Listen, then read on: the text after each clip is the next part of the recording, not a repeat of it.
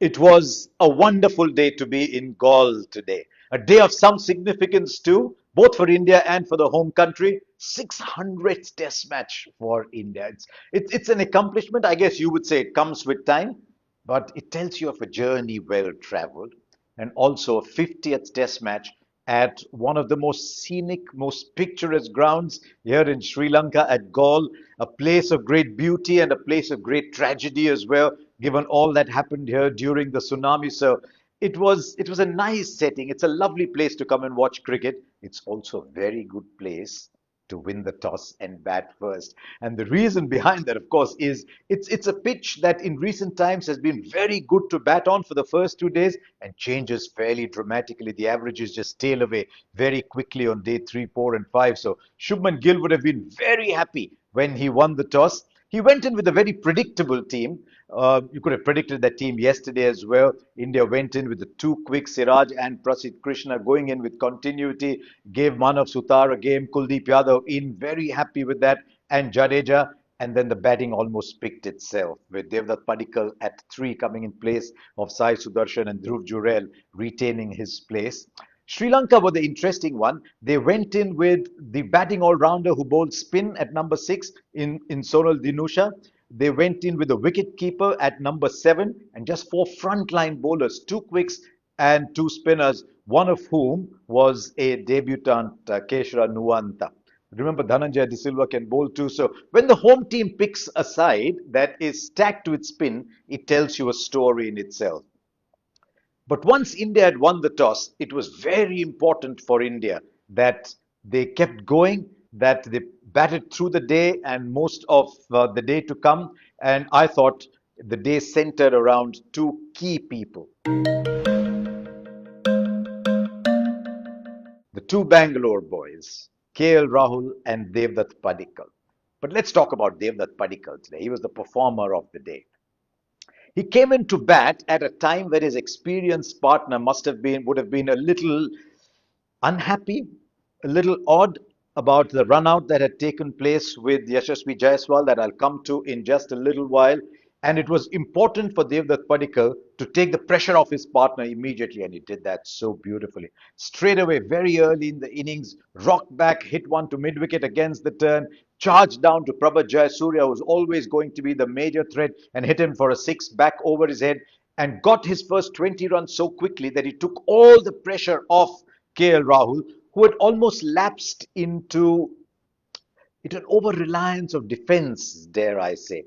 But it was a day that belonged to Devdutt Padikal. What struck me the most about his batting today was just the great composure, the great confidence, just occasionally beaten by the off spin of Keshara. But an innings that, if you looked at, you would struggle to say was the innings of someone still so young in international cricket. Padikal's decisiveness against spin might have come in some part because of the extraordinary season he had in first class cricket. It wasn't just the IPL, we've seen a lot of him, but he scored a lot of runs in first class cricket where you play in very different conditions against very different kinds of bowlers. And he was the one player, apart from Sarfaraz, who's not playing here, who had this big domestic first class season, and I think that played a huge part. He was very keen, obviously, to get to his 100. It led to a very interesting moment on 99 when he was charging for the first, came back for a second, and Shubman Gill said, hang in there.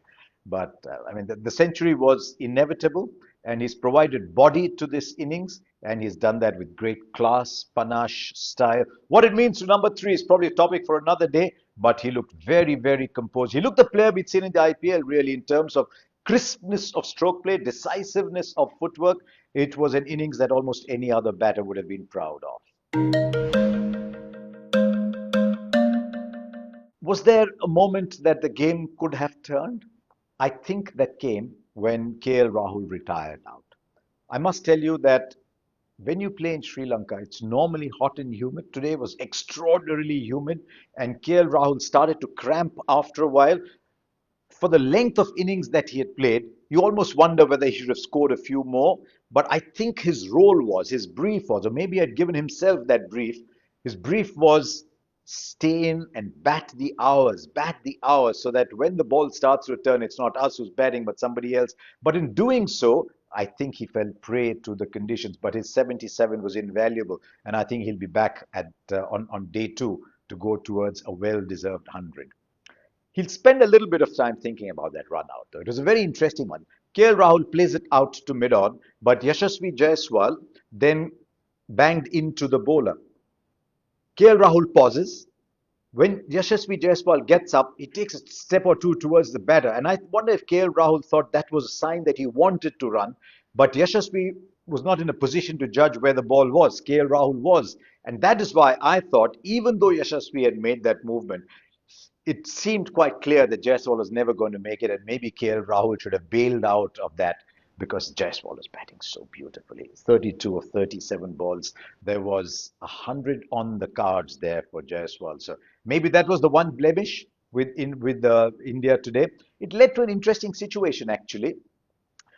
Dickwell has the ball in his hand, and it seemed he was looking at his captain as if to say, should I take the bails off?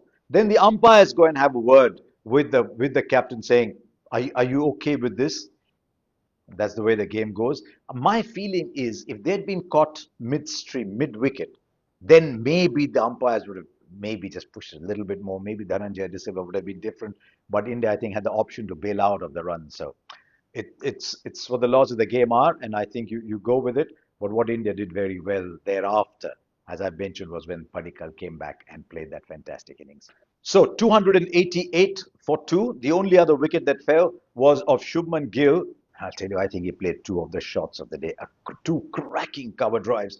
And you just thought, wow, Gill is in here to stay, when he just charged out to the spinner, miscued the shot, caught it long off.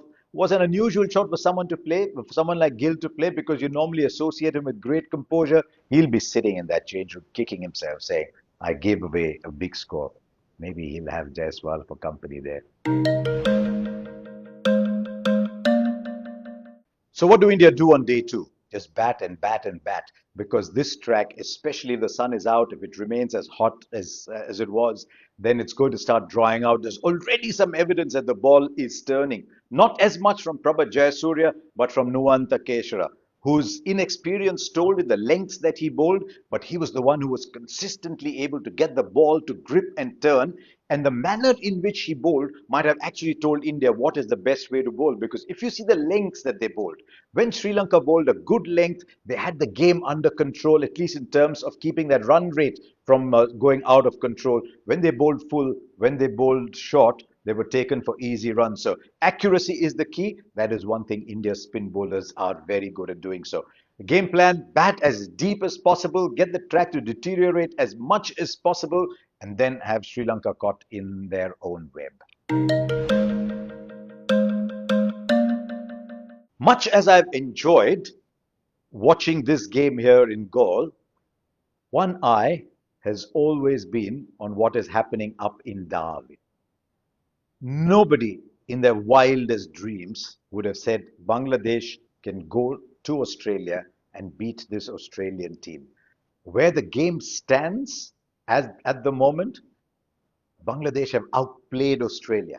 67 runs the deficit. Australia have already lost 4 wickets. Bangladesh need to be very careful that Australia don't go past and extend that lead to 150, 180 and then make it a difficult time for Bangladesh to come to terms with the idea of winning a test match.